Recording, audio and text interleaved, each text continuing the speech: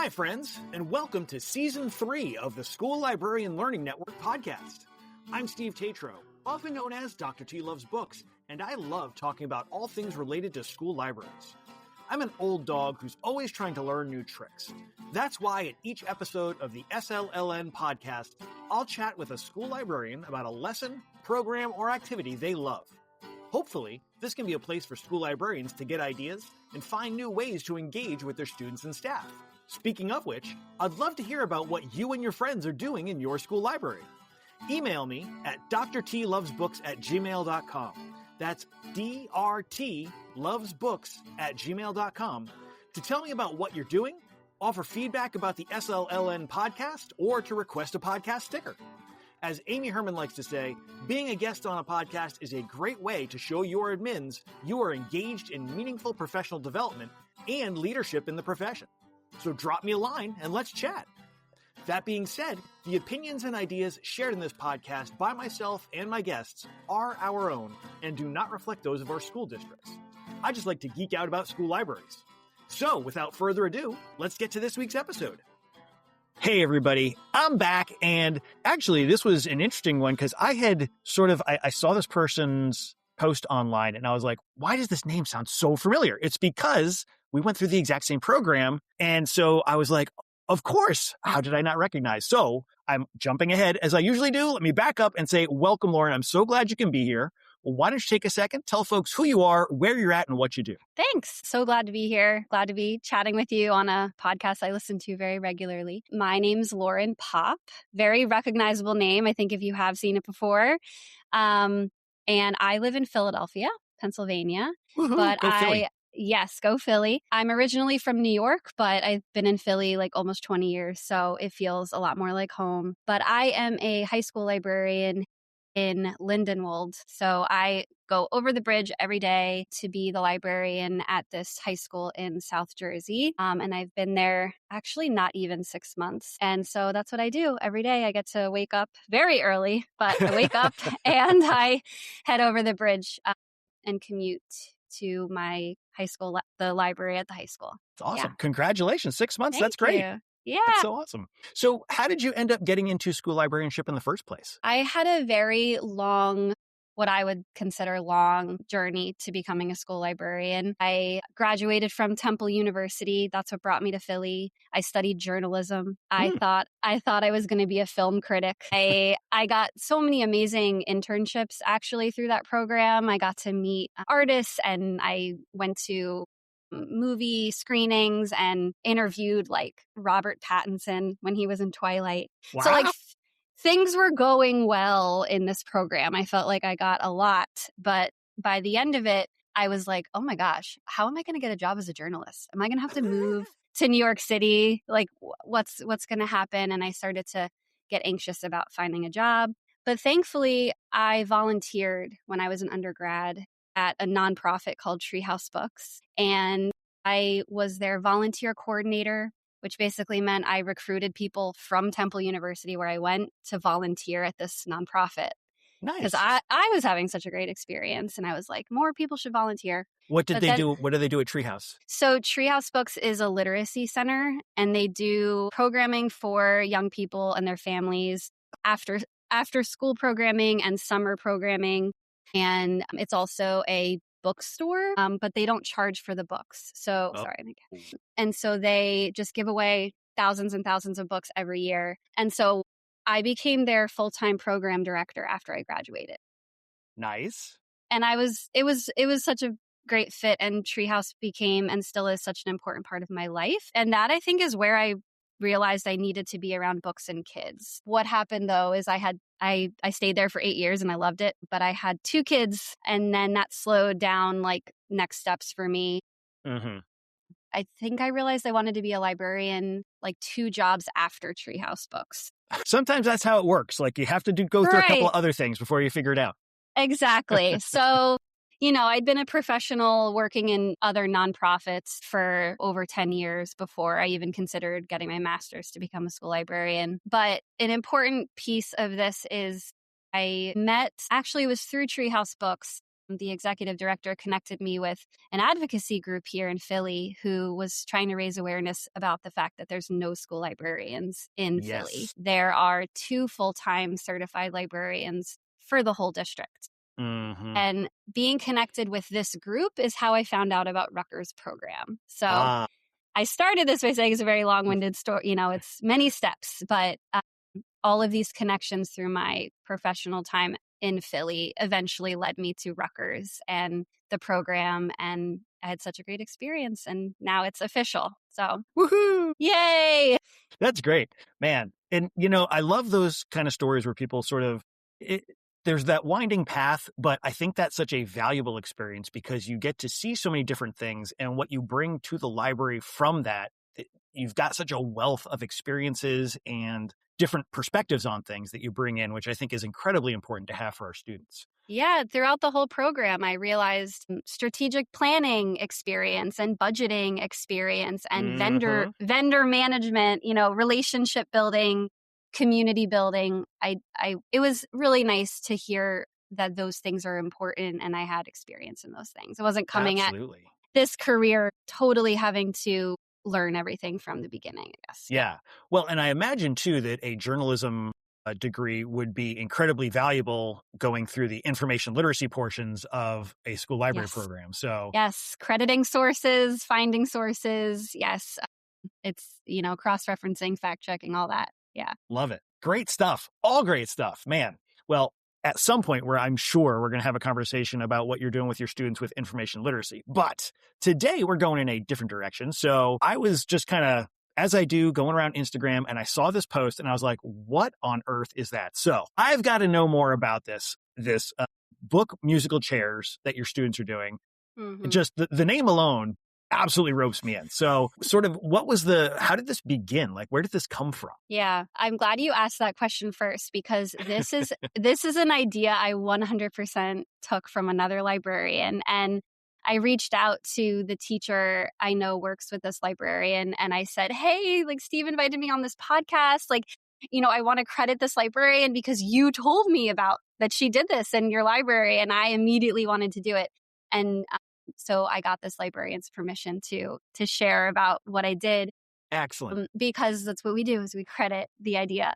And I just love our profession that we do share so many ideas. I would be, even more terrified of starting a new career if people weren't so generous with the ideas and the things that they've done. Yeah. So yeah, this friend who's also in the Rutgers program told me about this basically book tasting musical chairs combo that her librarian had done. And I was like, I absolutely want to do that. And the reason for me within the context of my school is the library is a huge space. I mean, it's 72 feet long. Wow.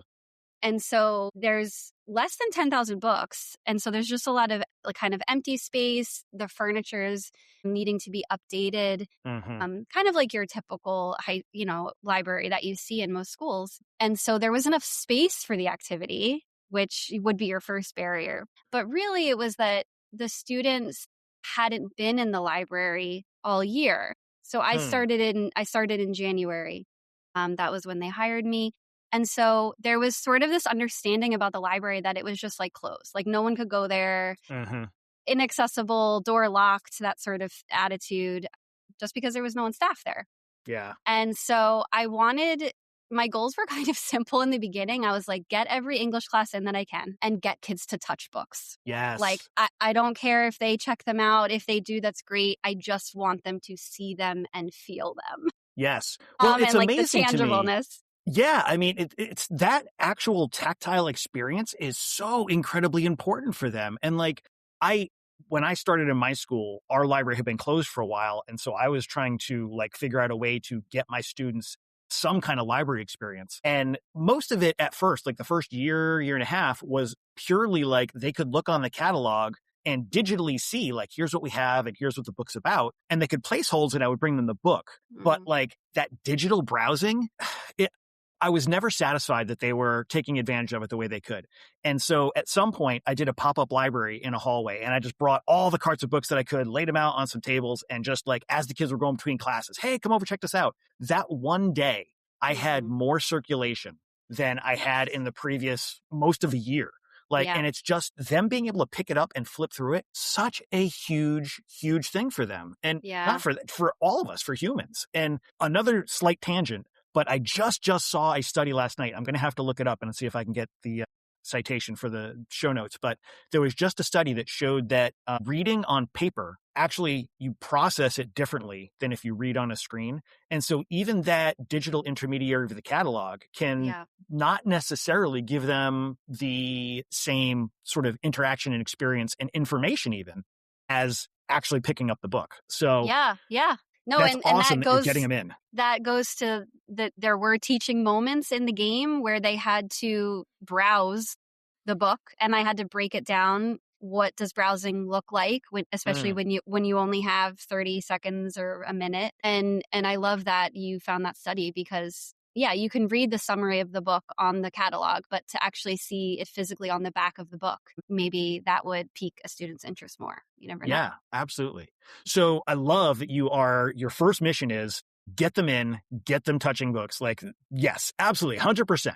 So that sounds like it was going pretty well. And how did that sort of become this game? Like, what's the transition, or what are they going to see as you prepare this? Yeah, so I tacked this activity onto a library orientation because this was the first time a lot of students were in the library that year, or maybe they hadn't been in the library in 2 years. And so I did put a lot of effort into trying to see at least every English class. Mm-hmm.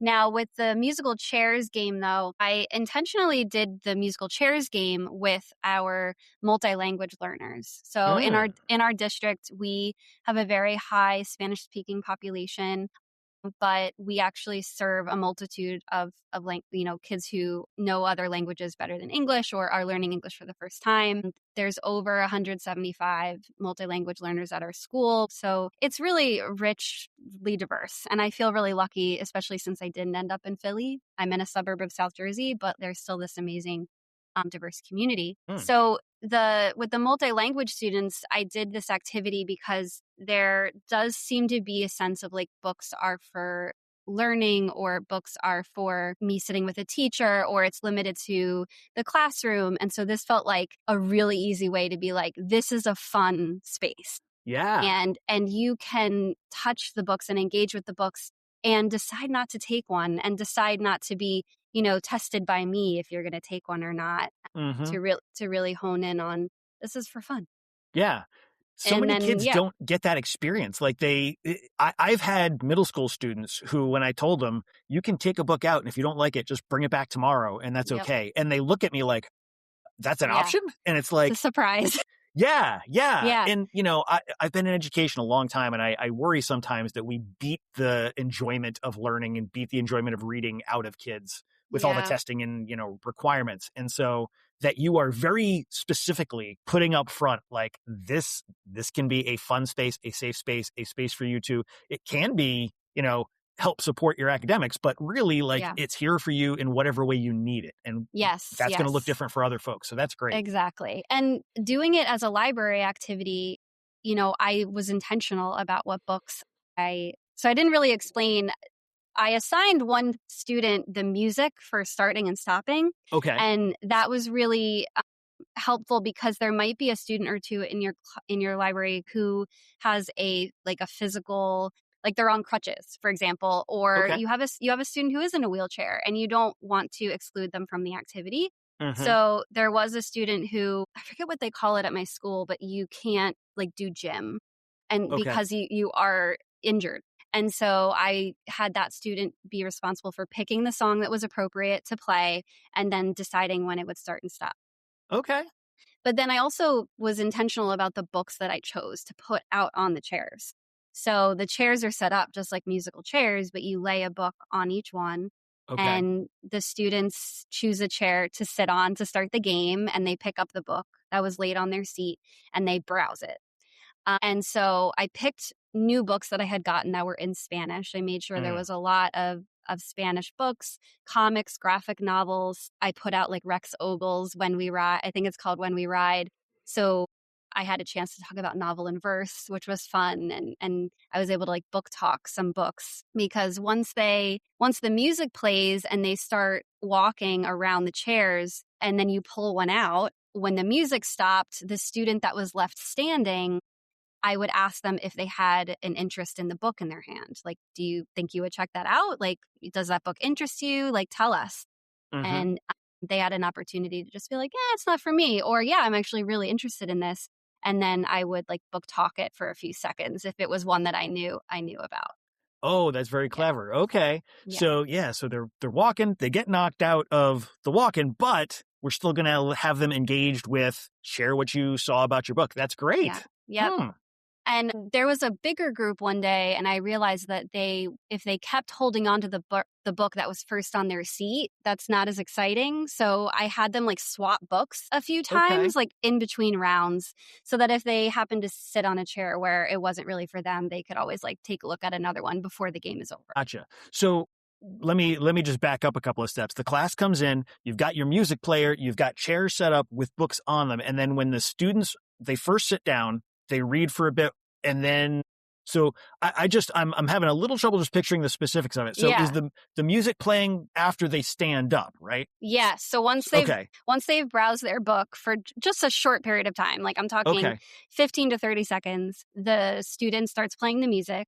And so they stand up and they walk in the circle like you do for musical chairs. And they've got their book that they were just looking at in their hands? Yep. They're walking with it. Okay. I thought they would put them back on the chair and it would be like wherever you sit down is going to, this is different than I thought. This is great. Okay. I did that once, but then there wouldn't have been an opportunity to ask them about that first book they sat with. Gotcha. Okay. If they were interested in it. And what I found was where they first sat when the game started was because they saw the book cover or they saw what it might have been and they gravitated to it. Okay. That totally makes sense. Once I changed it up, that was the group that 3 books did circulate after the game. And I remember telling the teacher, I'm so excited that even a few students like found something that they could resonate with. Yeah, that's super cool. So so now I'm curious, if they're walking with the books and then music stops, they sit back down, the student who is out maybe talks a little bit about their book, maybe you do a little bit of a book talk on it. So then what are the next steps? Because now the kids have the same book that they've been looking at. So where does it go from there? So they could, I would say, swap books with someone next to you. Gotcha. Okay. Or some of them would like literally turn around and like hand it to someone who was sitting behind them. And so that way they could hold on to another book, take another 15 to 30 seconds to browse that book then, and we do it all again. The music starts playing, they walk around, one of them gets out, and then they get a chance to tell us if they would read it or not, which it's okay if the answer is no. Absolutely. But it was always fun when the answer was, yeah, I think I would be really into this. Yeah, man. And I love that that book swapping element of it. There's so many ways you can kind of play with that and, change it up. If you've got a group, if you have like a really large group, you could kind of change it up in different ways or, man, I'm just thinking about like over the shoulder, to the left, to the right. Make sure that you get a different book than you've seen before. Make sure you get a book you have seen before. And now think about how you've seen it compared to other books. And like so many ways you could kind of get them thinking and reflecting and sort of playing around with this. Yeah. And when I originally heard about this from this other high school librarian, I was excited about trying it because I want to do more book tastings. Because with book tasting, you're exposing them to a lot of books at once. But this felt like one step even not further, closer. I don't know how to phrase it, but like it takes even less time to expose them to some books in the library. Right.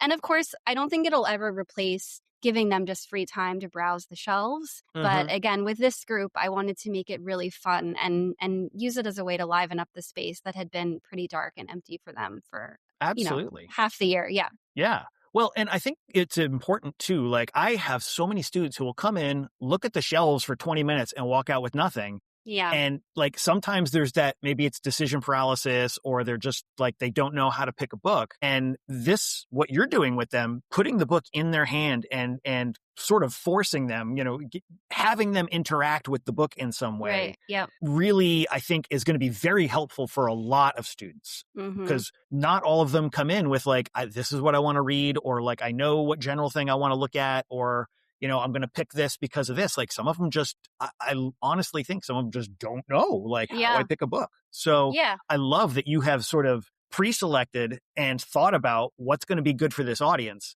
and then putting it in their hand, giving them the exposure, giving them the opportunity to almost be like the expert when they, get knocked out. Man. And it was the way I think a lot of our ML students, like, I've picked up on it. They, I think the library is what a typical library is in your head. When you say the word library and you picture big chapter books on shelves and like dictionaries, and because it was fun putting out like manga and comic books that they would recognize in this game, and hearing certain kids gravitate to that seat and being like, oh, you have Jujutsu Kaisen in this library. And I'm like, yeah, we have all, at least the first 19. We're working on it because there's a lot in that series. But that was fun too, to help use this game as a way to help them see the breadth of what the library can have. Absolutely. Yeah. And if you say you've got a very large space, so I imagine like you could potentially run like multiple circles, like you could have, there's so many combinations of possibilities. Now that you say that, I don't know if it was the same high school librarian I got this idea from, or if it was someone on your podcast actually who mentioned musical chairs with bean bags. And now I'll have to go back to that friend of mine who's at that school and be like, did I hear that from your librarian? So it's even like, they have bean bags. I mean, I don't have bean bags, so I wouldn't have been able to do it. But if you had like a bigger class and you had all these bean bags set up and they had to like fall into them when the music stopped, I mean, there's so many options depending on what kind of furniture you have and what kind of setup you have. Absolutely. And I'm imagining them trying to get out of the beanbag chairs, and what a great process that is too. Exactly. Man. So, I love that you're making the library a fun space while also, like, at the same time, centering literacy as something that can be fun on its own, but also like is part of this fun activity that we're doing. That's so great. Such a great combination. I mean, playing music loudly in the library, I think, was a little bit of a surprise for many of the teachers too, because they're like used to it being really quiet in there. And of course, I don't know the librarians that were there before me, but maybe they were quieter. I don't know. We're all different in the way that we do our work, but I'm not a shush. Like I'm not it has to be continuously quiet, and I want to do more and more things that are active and kids are using their body and their hands. But I think it was a first that there was that loud of music playing in the library, like during class period. But it definitely got people's attention, and that was kind of one of my goals. I'm like, we're here, like it's open, like it's here. Come and visit. I love it. It's funny. I'm a no shush library, and I actually have music playing most of the time in the library. And despite like all year long, all of last year, and despite that, I had kids coming in the last week of school who have been in the library multiple times who are like, shh, you got to be quiet. We're in the library. And I'm like, no, you don't. Come on. That's not been your experience. What are you saying? Yeah. Well, it's something that just gets lodged in the brain, I guess. It's just ingrained. We're doing our best. Man, well, this is a real fun activity. And I love that you're doing it with ELL students, because sometimes that can be a hard population to serve, but you're very specifically starting there and saying, yes, we want this to be accessible and friendly and just have a joyful experience with it. And I can see how you could very easily sort of use this to differentiate between like ability levels with the titles you're choosing, or even if you did like different adaptations of the same title, like if you had a couple of different graphic novel versions and a couple of different like, text versions, and just seeing that there's different possibilities to access the same text could be a real eye-opener for some kids. No, that's absolutely true. I know that our ELA department in particular is wanting to integrate more informational text into the curriculum next year. And so I said there are many books in the library that are informational, but take the form as a graphic novel or take the form of a comic book, or, maybe we have it in Spanish and it would be more accessible. And so I could easily see putting out nonfiction texts in different formats in the musical chair game, and maybe even having it be topic specific. So if there's a social studies class that's coming in and they're doing research on a particular thing, just pulling all the books you have and limiting it a little bit, but still exposing them to what you have and making it fun. Absolutely. Yeah. And I mean, you could also do a real fun thing. We're talking about nonfiction now. Like, you could do some fun stuff with like the 5 types of nonfiction and be like, okay, one of you has a narrative nonfiction. Like, what? And after they've had a chance to kind of sample everything, you could kind of start using that as a way to look at the different ways of presenting information. So comparing it for them. Man, that's awesome. I'm actually thinking about, we do a Romeo and Juliet unit in the 8th grade, and I've got a physical manga edition, and I've got like 5 or 6 different comic book versions of it, plus, different adaptations and whatnot. So like, I bet you I could do an entire round with a class of just Romeo and Juliet stuff. And you could make the wheels turning up here. I know, you could have it. You could certainly have it go a little deeper than just 15 seconds of browsing the front and back. My goal with it was, again, just to have them touch and get exposed to it. But it could always be, read the first page. I know, at least in my school, there are some students who haven't really read a graphic novel. And that's not what they go to, or that's not what their experience has been in school, or in terms of like text format, what they've been exposed to. So it could just be like, open up to the first page and like read it. And then we're going to get up and do the next round of musical chairs and see who gets out. Yeah, man. And I mean, now you got me thinking, you could even do it with just like, what is every different format I could possibly assemble, and just have them getting a taste of, here's drama, here's poetry, here's like so many different possibilities that they maybe haven't been exposed to, but they can see like, oh, there's different ways that we can present information that's not just necessarily sentences and paragraphs. Boy. I mean, we curate all the time, right? Sometimes without even realizing it. But this is that, just putting it on chairs for a game of musical chairs. But I do think, now that you've got my wheels turning, what's more likely, me building a collection in Destiny and sending the link to the teachers, and it, going into Google Classroom, like maybe some students will click on it, but having them come and capitalizing on their visit and putting out those same resources. Of course, you miss out on like the digital resources you would curate, but at least exposing them to what's in your library. Yeah. Yeah. Now I'm trying to think about, how would I do like an audiobook version? Do like some sort of like little recording that they could listen to like a couple of seconds. I don't know. Because audiobook voices are very, if you're not an audiobook listener, that's an experience in of itself, like hearing the different voices. Oh, absolutely. Just for a few seconds. I'm not a huge audiobook person generally, but there are a couple that I have listened to that I've been like, holy smokes, that was amazing. And so maybe Chromebooks? Headphones? I don't know. I'm going to have to think about this, because that could be a really interesting Some of them addition. might want to do some dancing around the chairs, and that might be hard with depending on the song. That is true. Going to have to think very carefully about this. Man, this is such a fun idea. I love it. I know. I'm so glad we talked to each other in this like I heard about it.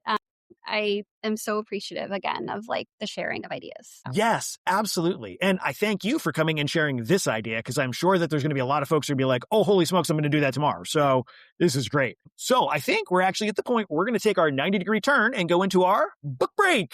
Book break.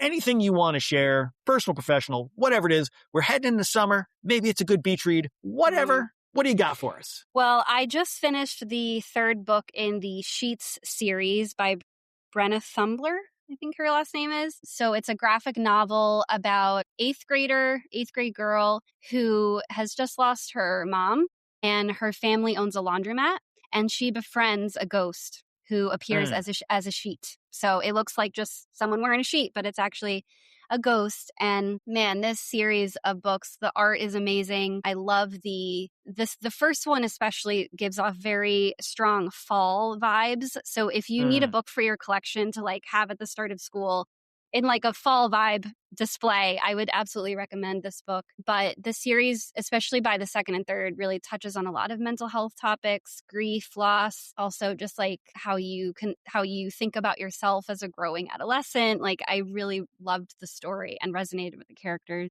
I read highly the first recommend. one. Yeah, I read the first one and the second one. I didn't even realize there was a third one, so I'm going to have to Yes. get that on my list. Okay. I believe the third one is called Light, and her relationship with the African American student that she meets in the second one grows. Okay. And they try to figure out how the ghost boy passes away. Like, what was his story that led him to become a ghost? So it was good. Gotcha. Okay. All right. That's going on my list. I love it. Okay. And then I also just want to talk about Soundtrack real quick by Jason Reynolds, because we were just talking about audiobooks. Highly recommend listening to the audiobook version. It was written as an audiobook, so it's a cast of characters basically about this young teen who decides to not go to college, but he starts a band with a bunch of friends, and then they meet some other people that join the band. And so you get the instruments in the audio version and hearing the different sounds and hearing the songs, and they perform in the subways. And so you get to hear like the background sound of the subway. And it's just about how they pull that off, like how they become a street playing band. And I listened to this book when I started at my school, and I knew that my school has a very big theater performing arts department. Like, a lot of the students love performing, and they have an amazing choir, amazing band. And so I kept listening to this book and thinking how it would be such a great fit for Readers Theater, because I'm sure you can either use the audiobook itself. It also is a book version now. So they've turned the audiobook into the book. Interesting. I don't think I've heard it go in that direction before. The other way, which is why I don't remember how I heard that. Maybe it was an interview with Jason Reynolds, but I was like, I had the same feeling, and I was like, oh, I need to listen to that. Yeah. But I'm wondering if there's a script version of it out there, because that you could purchase and then use for Readers Theater, because it was written as a script that was obviously recorded by the audiobook voice actors. If there's not, maybe putting that out into the universe, yes, it's gonna, hopefully somebody's going to hear that. I want there to be. I feel like certain scenes of that book would be so great for my students to put into action somehow. Yeah. Wow. That's fun. Yeah. 2 great recs. Okay. Highly recommend. A bunch of great recs. Anything else you want to toss our way? I do want to mention one adult book, because I don't know if it's because I graduated and I'm not doing classwork anymore, but I have had so much more time to read. And I just finished a book called Is This a Cry for Help? Emily Austin wrote this book, and it's about a librarian. And so I recommend it to everyone. If you want to get a sense of what it's like to be a librarian, especially a public librarian in 2026, I really recommend this book. It just talks about all the challenges that especially public librarians are facing, and how they also have lives they're living. So you get to navigate all of that with the character, like what they're experiencing at work, and then also what they're experiencing in their personal life. And it touches on mental health aspects as well that I really enjoyed. So highly recommend that one. I don't know if I would call it a summer beach read, but the narration was great, and like I really enjoyed the character. Okay, great. And that was a physical book or audiobook that you were... That was a physical book. Okay. Mm-hmm. Just I wasn't... when we talk about narration, sometimes I'm like, is that someone speaking it, or is it the narration in the book? So I just wanted to make sure I was clear on that. Okay, great. Love it. Love it. That's funny. I was just talking about, who was I talking about narrators with? I don't know. It has gone from my head, but I mean, there's so many great things we can look at in narration with different techniques that get used. So I love that there's the narrators getting called out here specifically. Yes, I loved the way like this character was developed. But yeah, audiobooks, I didn't become an audiobook listener until I started commuting. But now that I'm listening to so many, it does blow my mind how talented the audiobook voice people are. Absolutely. Yeah. I know what it was. I was going over summer reading, our summer reading program with our students, and our 8th graders going into 9th grade have constrained choice from a list. And I had taken out the first couple of pages of each of the books so that they could like read along as we went over them. And we were kind of talking about how there's different kinds of narrators in each of the stories. Like the first one is The Curious Incident of the Dog in the Night, which has an autistic narrator, and it's a very, like, it reads very differently than The Namesake, which is very detail oriented and, richly cinematic, putting you in the moment. And they're very different experiences. So we were kind of talking about that with the students a little bit. So I love that. You're giving them the like appeal elements. I wouldn't use that term with them, but it's like what's happening subconsciously when we gravitate towards certain books. So to have that as they're making their choice is amazing. Trying to give them as many tools as we can to help them pick something out, because I don't want them waiting till the last minute and then just picking whatever is available. So we'll see. Totally. We'll see how it goes next year, but it's worth a shot. But these are great book recommendations. I love it. Great lesson. So glad that I came across you on Instagram doing this and that you shared this out in the world, because it's awesome. Speaking of Instagram, I know folks are going to want to see all the other cool stuff you're doing. So where are folks going to find you online? So I'm on Instagram and Blue Sky. My name or handle is the checkout desk. So I started it when I wasn't a full-time hired librarian, but I was volunteering at a school library. So talks a little bit about my journey to learning how to be a librarian in a city where there's going to be no jobs. And trying to raise awareness at the same time. But that's where people can find me to see what's actually happening now that I'm at a school. It's awesome. Yes. And folks, you do want to check it out because she's posting all sorts of great stuff on Instagram, on Blue Sky. So much. That's how we got this awesome idea to be here today. So absolutely make sure you check it out. Lauren, thank you so much. I appreciate you taking the time today. She had to make a long commute after school to get home for us to have this conversation. And I truly appreciate that you just dove right in, just ready to go. So thank you so much. No problem. It was such a wonderful time to chat with you. And thank you for inviting me. Thanks for joining us for this episode of the SLLN podcast. Be sure to check out the show notes for the episode. They feature links to resources shared by our guest, as well as ways to keep in touch with them, and links to the book break titles. I'd love to hear from you. If you have feedback, a comment, an idea, a question, or something you want to share, you can email drtlovesbooks@gmail.com. That's drtlovesbooks@gmail.com. Know a librarian with something we could learn from? Let us know. Until next time, be good, be safe, and be well.